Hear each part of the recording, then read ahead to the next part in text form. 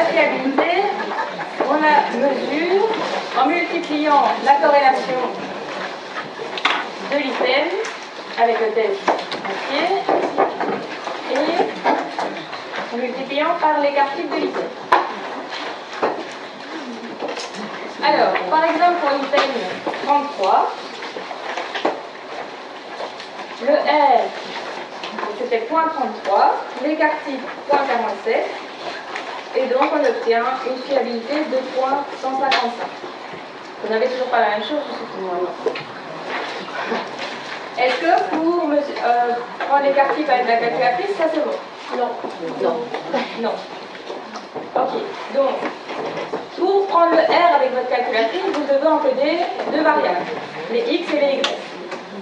Pour voir l'écart type, là, vous devez encoder à une variable en mettant à chaque fois une fréquence de 1. Je ne sais pas si dans ma calculatrice ça fonctionne encore comme ça. Mais donc moi, à chaque fois, j'ai un X, je mets ma valeur de ma colonne, et puis je dois indiquer une fréquence, et donc je mets 1 à chaque fois, pour les 36 items. Enfin, les 36 lignes. Vous comprenez ce que je dis? Oui.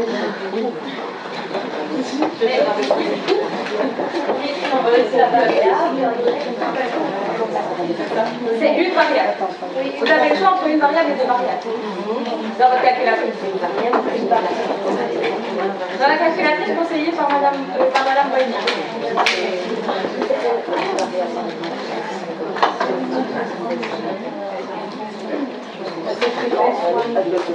Ah oui, L1 et fréquence 3. Oui, mais moi ça fonctionne pas comme ça, j'ai l'ancien modèle. Je suis déjà Nous on ne met pas des 1 avec fréquence 3. Mais normalement, vous êtes disponible dans le cours de stade 1, si vous êtes en année prépa. Et vous n'avez pas suivi le cours de stade 1. Vous pouvez vous inscrire, il n'y a pas besoin de noter, sur Moodle dans le cours de stade 1 avec Madame Moigny. Et là, vous avez votre temps.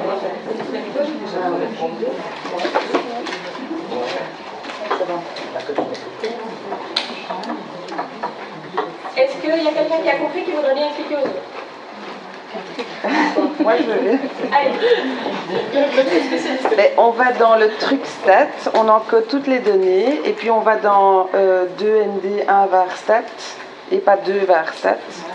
Et alors dans 1 var stat, on peut dire dans quelle colonne on encode, j'ai pas ma calculette avec, et en dessous on peut dire la fréquence. Et puis on met OK, et puis pouf, on a toutes les données, tous les calculs qui sont faits. Mais on peut le faire aussi par Excel. Donc là, bon, je vous expliquerai plus tard. Merci. J'ai pas compris, il n'y a que la variable, c'est pas le R.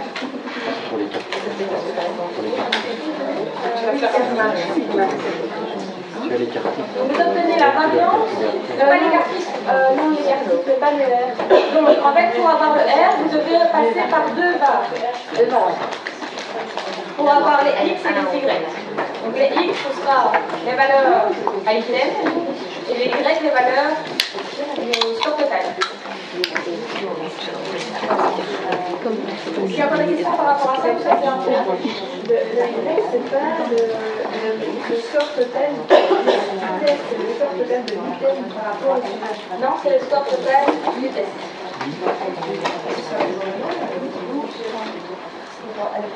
Et c'est pas même selon les challenges. C'est Y, et donc là, c'est deux variables. Oui, c'est ça. Ok. Donc une fois qu'on a compris le fonctionnement de la calculatrice, on obtient les R et les négatifs. Et donc on multiplie les deux pour obtenir l'indice de fiabilité des tests.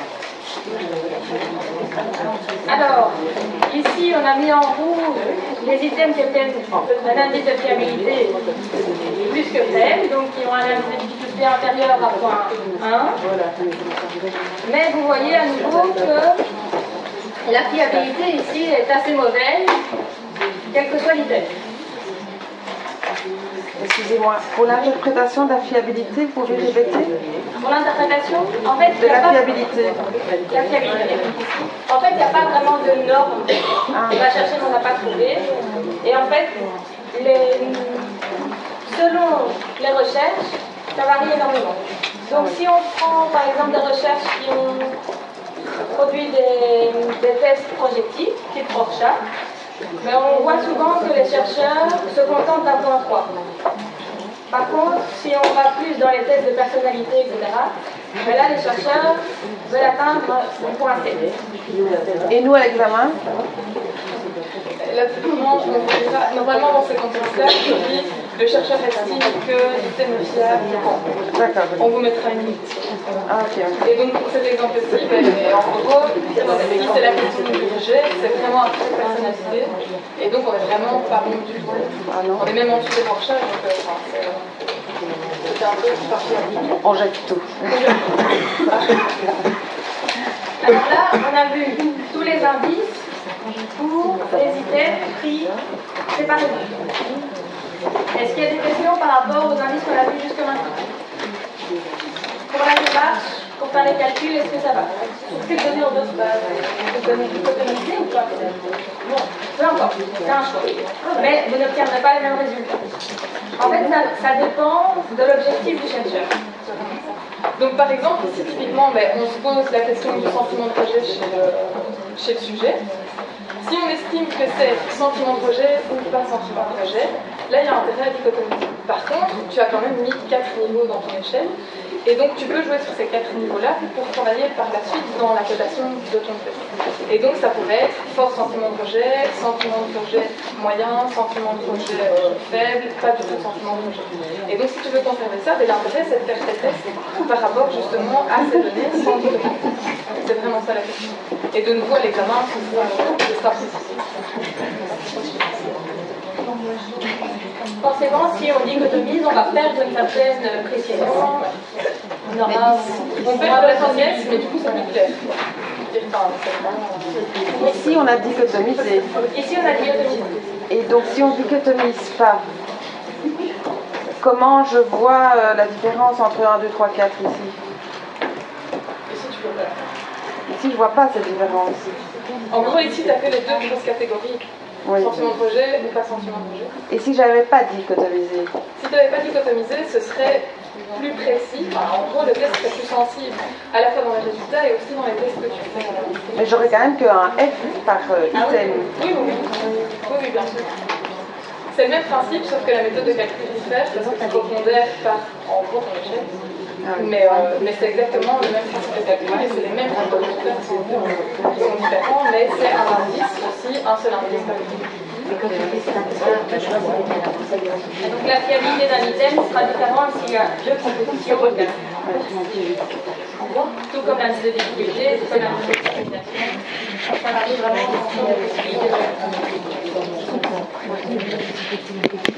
Alors, on va passer à la fiabilité analysée globalement.